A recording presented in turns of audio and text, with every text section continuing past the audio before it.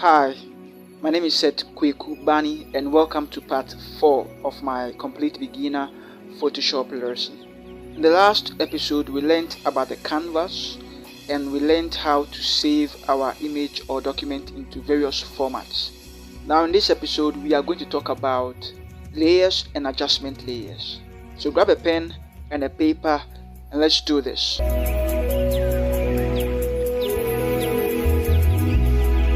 Alright, so open Photoshop and then let's drag this. Okay, image 25. Just drag it in there. Amazing. And then drag image 20. Awesome. Click on enter. Drag image 18. So leave it there. Click on enter. Drag image 31. Click on enter. Okay, let's resize it. Put this one up as well. Alright. Now we dragged 4 images in there, okay, but then we are seeing only one. I want to show you how layers work. So first click on your move tool. This is where your tool is. This is your toolbox. We discussed that already in the previous episodes. Click on this. It's your move tool. This is what helps us to move everything on the canvas, and so this helps us to move things on the canvas. I also want you to move it this way. I also want you to click on auto select and then move this one this way, and then we have this. So we have this, we have this, and we have this. Okay, awesome. Now you could realize when I click on this one I can move it. When I click on this one I can move it. When I click on this one I can move it. It's because of this auto select. Auto select helps us to just click on it and just move it. Click on it and just move it. That's what auto select makes us do. It makes it quite easy for us. With your auto select unselected, you realize that you can't just click on it and move it. You can't click on it and move it. Why? Because if it's unselected, it means that the layer that you have clicked on is what you can move. We've clicked on layer 18, so that means that is what we will be able to move. We want to move this one, we can't move it until we come and click on layer 20, then we'll be able to move it. Likewise this as well, we need to click on layer 31 before we'll be able to move it. Okay, alright, so I want you to, let's organize our files. Click on Ctrl T. Ctrl T helps us to transform our images, resize it, and then hold Alt and then drag it in. Nice. Pull it somewhere here. Click on this 20. Ctrl T and then let's resize it. Hold Alt and let's resize it. I think this is quite okay. Push it in there somewhere. Okay, now let's click on 18. Alright, let's click on 18. Ctrl T and then just bring it closer like this. Alright, so now this is what we have. Pull 31 down like that, and then we have this. So I want to show you how the layers work. When it comes to our layer, this is our layer panel. We discussed that already, followed the previous episodes, and I advise you really do that. Okay, so please, if you are here, you realize that 18 is on top, 20 somewhere in the middle there, and then 31 is further. This is how layers work. When it comes to layers, whatever is on top is the one that is closer to us. Whatever is the last means that's the one that is furthest, is so far, very far from us. Okay, and we can see from here that 18, this image is closer to us, right? If it's a 3D perspective, it's closer to us. can see it's closer to us. It's on top. And then 20 kind of look like it's in the middle somewhere. So let's click on 20. 20 looks like it's in the middle. It's on top of, definitely on top of this one. But then it's not on top of this particular image. It's behind it. So it's somewhere in the middle. Then 31, image 31 is further away. So it could hide there. It could also hide here. Come behind there. It is just hiding behind there. Layers, whatever is on top is closer to us. Whatever is down is further from us. So that is what layer does. So let's say we want to bring this image close.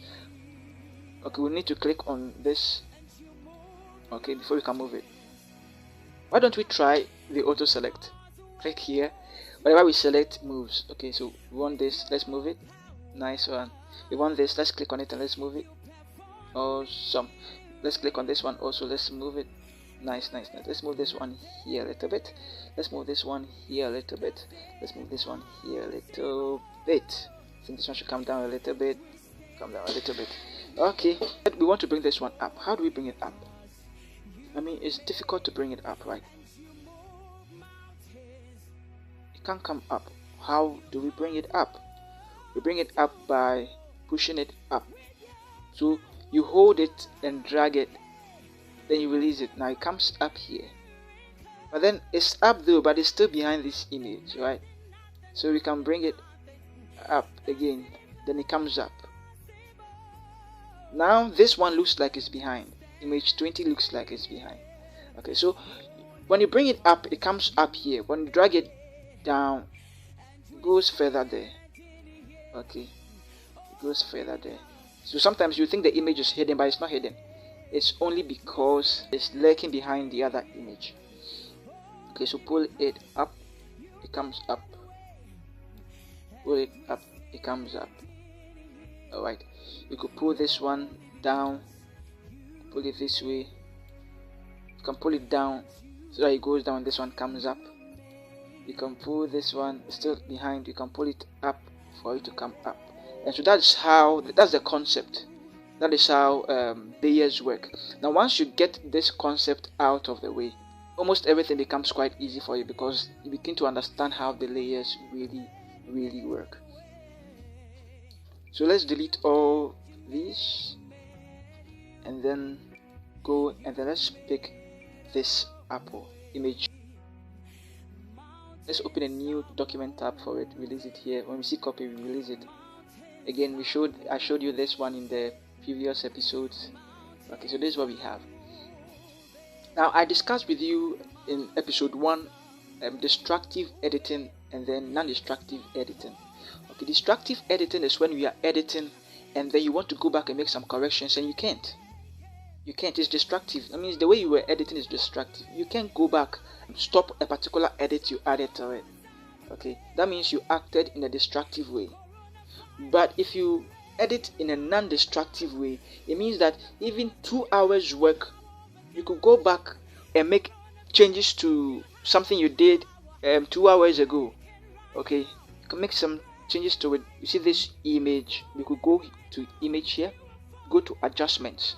Remember this, we go to adjustments, then we go to vibrance, and then we pull the saturation up, right? We click on OK. Let's go back to image, let's go to adjustments. This time we are not going to vibrance, we are going to hue. Click on hue, and then let's drag this one down, the lightness down. Then let's go back to image, let's go to adjustments, let's go back to black and white. Let's click on it, and then let's click on OK. Then let's go back to adjustments, let's add one more thing, curves, and then let's pull it this way. Now we are done with it, and then we realize that the curve is not making it nice, right? We want to take the curves out of it. But how do we do it? It's almost impossible. We love everything else. We love everything else we added to it. We just want to take the curves out. It's impossible, okay? It becomes quite difficult. Unless you go to history, and then you try to go back and go back and go back and go back, and that means that you ended up going back and all the other edits that you added to it, everything is gone. Okay, you need to start all over again. So we don't do it that way. I always say we don't do it that way. Let's cancel it. We don't do it that way. Let's go back. Let's pull it and drag it there. Okay. Now remember, we have adjustments over here, and we have level. We have brightness and contrast, levels and curves and everything over here. We have the same thing down here. Okay, so you can see brightness and contrast. You could see brightness and contrast here. You could see levels and curves over here. You could see levels and curves over here. It's basically this. Whatever you see over here in the adjustment over here, you see them also over here. The difference is that the adjustments that you find on the image menu are destructive. When you work on them, you cannot change them. You cannot tune them to the way you like. Some few hours later, you can't go back and retune them the way you wanted to. But with the adjustments over here, they are called layer adjustments. So let's click on vibrance. Let's just say I pull the saturation here like this. Okay. Now you realize that it has not been ingrained into the image. It didn't apply to the image directly. It created a layer and then you apply the image to it. It applied the effect to it. We could go back here and then we could look for, let's say, hue and saturation, and then we could bring this one this way, and then we could just say good. Let's go back and let's click on curves. Let's pull it this way. Okay.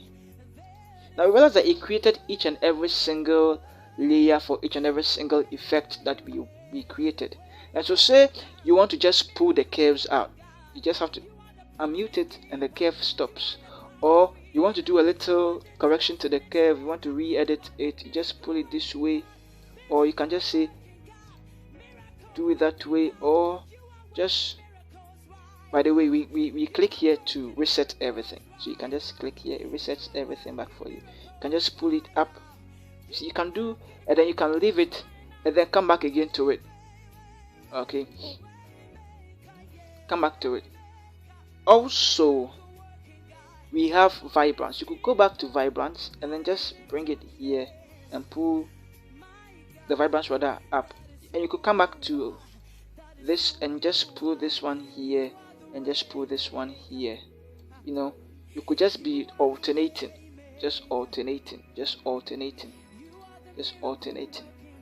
between each and every single one of them. And this is good because now we have absolute control over our color grading. We have absolute control over our editing.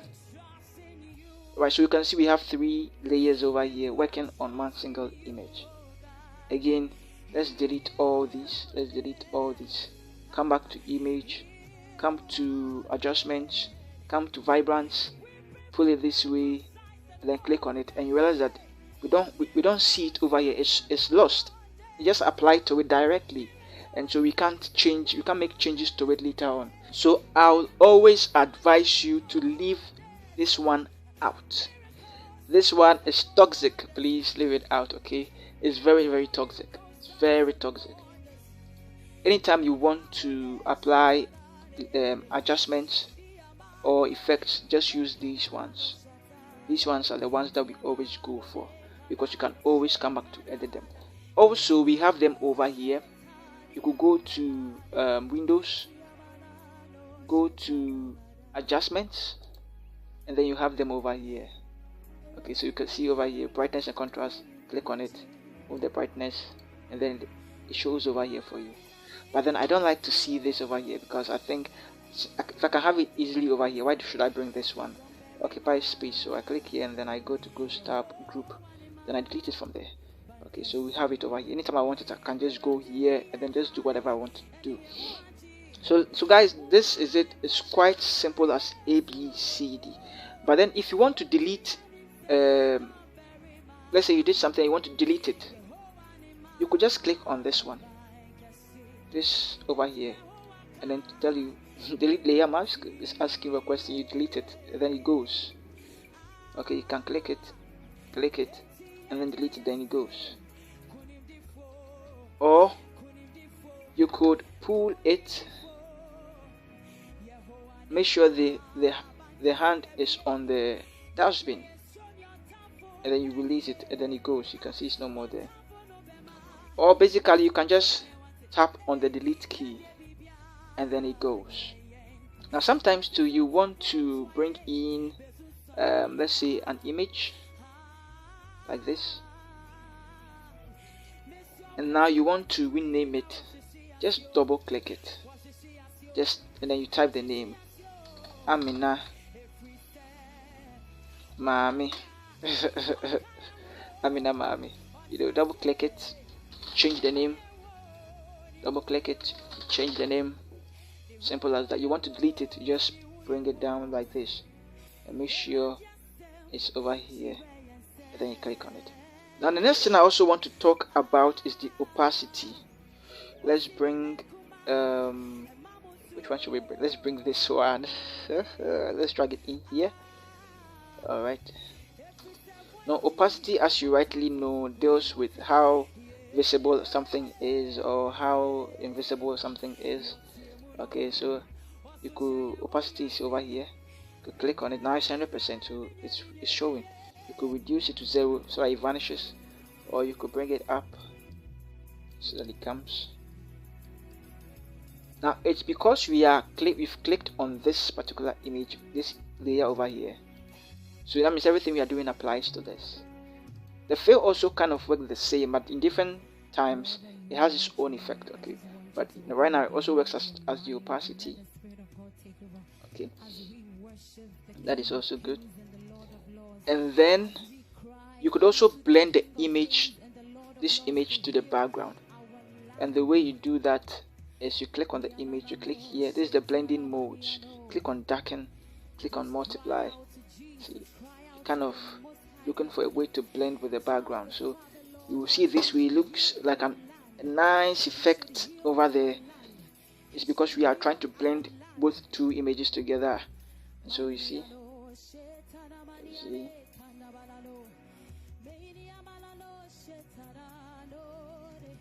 So choose the one that works for you. So these are blending modes. We will talk about them in later episodes into detail, or I'll dedicate one particular video to explain how the blending modes actually work. So click over here, and then let's go for one of the effects adjustments. Let's go for curves. All right. Okay. Now, when you push this, you realize it applies to both images. Put this one. It applies to both images. Okay. But say you want it to apply to only this image. You want the levels adjustment to apply to only this image. Okay. So how do you do it? You click on this. It's called clipping mask. Once you click on this, you see the arrow over here. Let's click on it again. It vanishes. Now the arrow over here is showing you I'm only working on this particular layer. Okay, so this way, when we click on it, only affects this layer, only affects that layer. Okay, we lift the clipping mask and it affects everything. We put the clipping mask over there and it affects only one layer. So let's say we also want it to affect only this layer. Just drag it down. Alright, click on the clipping mask and to affect only that layer. Okay, and sometimes you want to do it in a different way, right? So you can right click here and click on create clipping mask. It's the same thing. Basically, it's the same thing. Release clipping mask to release it. So that's another way you can also do it. You could also come and pick this and drop it in there.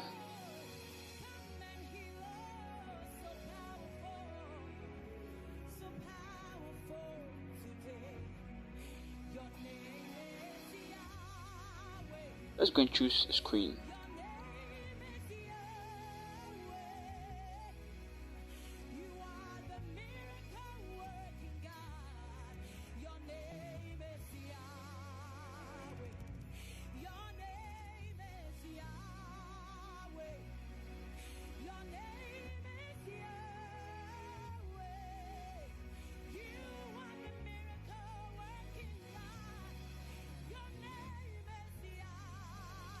So guys, thank you very much for watching this episode. There are more interesting stuff that you'll be learning later on. Please don't give up yet. Hit the bell icon and also the subscribe button, and don't forget to comment. If you have any questions for me, please leave them as well. I love you all. Peace out.